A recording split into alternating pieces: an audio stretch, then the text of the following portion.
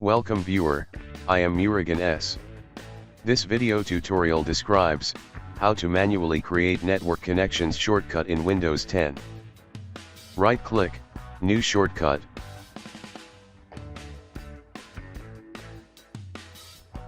Type ncpa.cpl.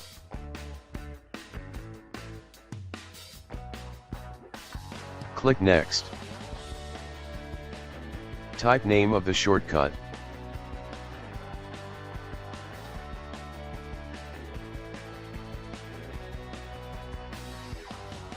Click Finish.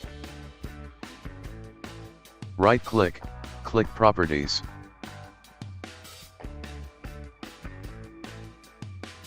Click Change Icon tab.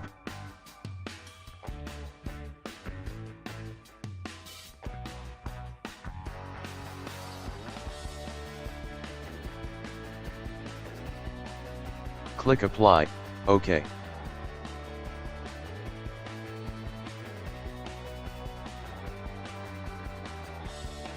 Thanks for watching. I hope this video tutorial helps to solve the problem. Please like, share and don't forget to subscribe my channel. See you next video.